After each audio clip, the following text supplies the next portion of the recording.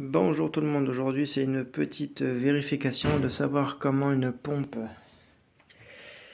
qui est baisée comme ça, qui est mort, savoir. Alors généralement on a les deux fils de la pompe qui sont ici, et pour savoir s'il y a du jus on peut le faire en ohmmètre, mais pour celui qui ne sait pas utiliser un ohmmètre, et bien vous prenez une pompe qui marche, comme là c'est une pompe de ma LV, de ma petite Brandt. Vous le mettez en position que les ailettes ne touchent à rien, absolument rien. Là, comme celui-ci. Là, alors je le mets comme ça vite fait. Hein. Hop, elle ne touche à rien. On voit que l'ailette, elle tourne correctement, mais comme il n'y a pas beaucoup de place, ce n'est pas fort des fois évident. Vous prenez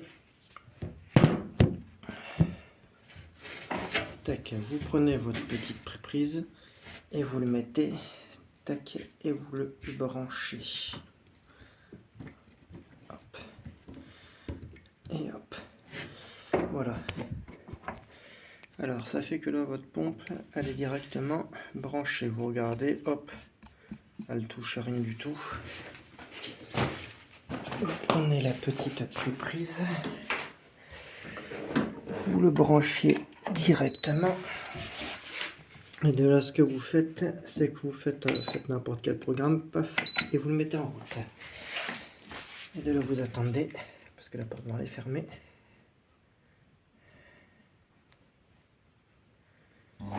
Et voilà.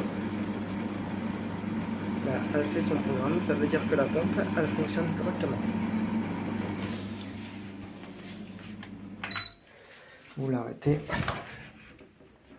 Vous le débranchez. Voilà maintenant comment on peut voir si une pompe en fait,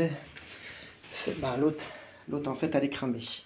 Mais généralement quand vous avez en fait quand vous avez une brûlure comme ça, généralement vous avez un composant en fait sur la platine en fait qui vient à être niqué. Alors du coup la chose la plus simple c'est ça. Vous prenez une pompe basique, vous le branchez. Vous le mettez soit en mode usine ou soit en marche normale. De toute façon, les lave-vaisselle commencent toujours par une vidange. Et si elle vidange, et bien en fin de compte, c'est que la pompe et le circuit va très bien. Et qu'en fait, il y a juste à changer une pompe. Voilà. Maintenant pour ces petites explications. À très bientôt. Alors du coup, celle-ci, je la commande et elle sera pareille pour dire au revoir.